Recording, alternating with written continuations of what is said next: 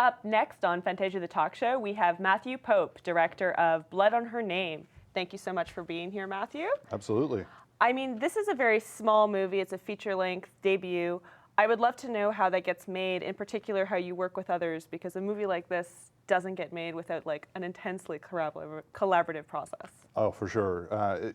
This one started 3 years ago, and in particular, my writing and producing partner, Don Thompson, and I just sort of started from a blank page and started writing scripts, and this was one of the ones that we wrote, and spent a while doing that before you ever even get to the point where you can make it, obviously.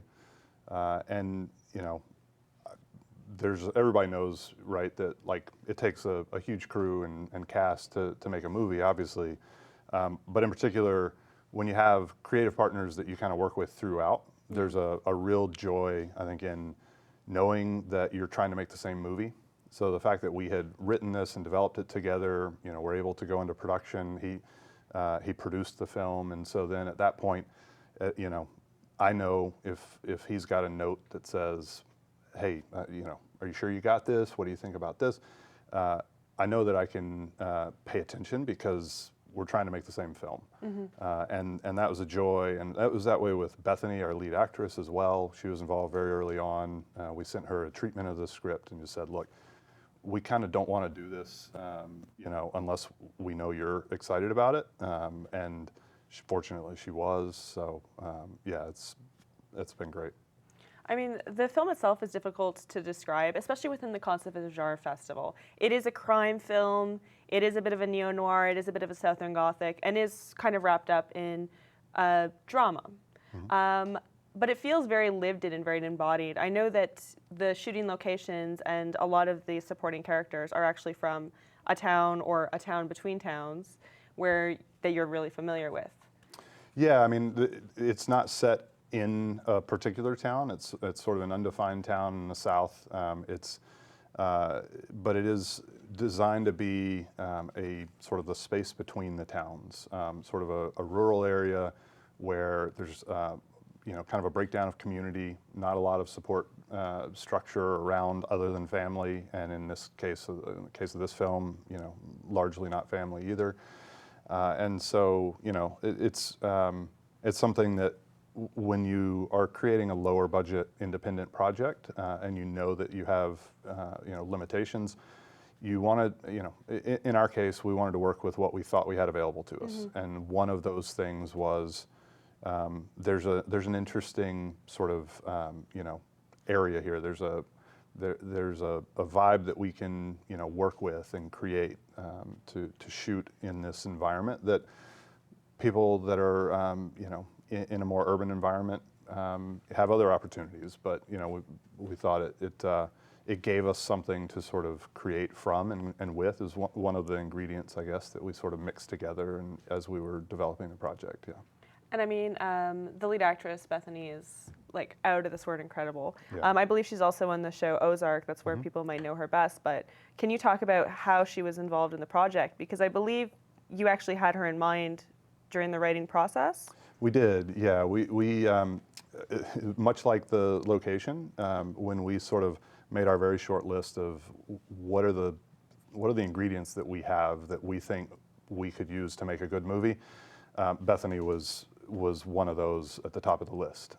And in particular, as a director, I had sort of looked at a number of smaller indie films that had done really well, that I really enjoyed, and saw a common thread where there was a relationship that sort of pre-existed the film between the director and actor. Not that I think that's critical to making a movie, but when you don't have a lot of money to go out and cast from the entire world of available, amazing talent, it's terrifying for me to think about, putting out a casting call and just hoping that someone amazing shows up. And in this case, Bethany was in every scene in the movie, and that in particular could have just gone really, really terribly wrong if we cast someone who maybe did a great job in in an audition and a callback, and then just got to work 12 hours a day, you know, with no breaks to ever let somebody else shoot a scene while she recovered, you know. So we had seen her certainly in things like Ozark, where she's great, but she also does a lot of fantastic stage work. And you know, we had seen a side of her that maybe not everyone had had the chance to see, and thought, like, this is, you know, like if we can ride her coattails wherever she's going, that's great. Like, we'll be happy to do that. I mean, the film deals with guilt and mourning and shame. Can you talk a little bit about why those ideas and those themes resonate so deeply with people?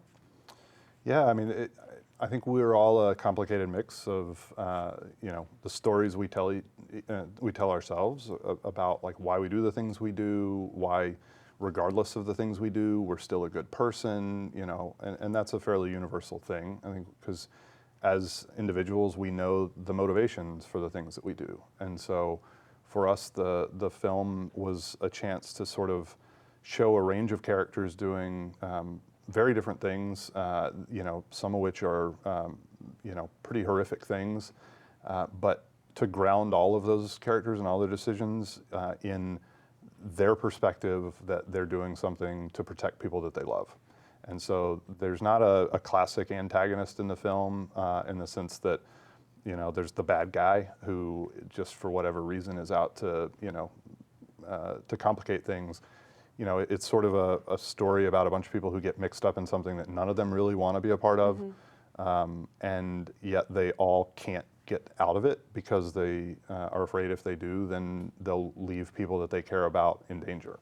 And so that just felt like an interesting, you know, a common thread there. You know, people trying to protect the ones that they cared about and loved. So. Yeah, and I think almost anyone who has basic human emotions can relate to that, and I think you really tell that very beautifully. I'd like to thank you so much for being on our show. Thanks for having with me. Blood on Her Name, a really fantastic film that just had its world premiere. I hope a greater audience gets to see it sooner rather than later. I know that a lot of people are going to connect really deeply with this. Thank you very much. Appreciate it. Thank you again. That was Fantasia The Talkshow on YouTube. Be sure to subscribe and watch all our other videos. Thank you.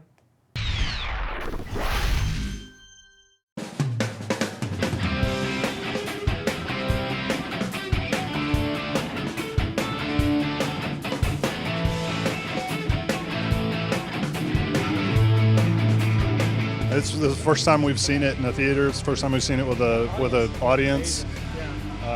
I felt more nervous watching the film, like from the, you know, just the film kind of keeping me on the edge of my seat. And I was like, wait, I've seen this. I know what happens. So it felt like we had a really engaged audience, and that's fantastic.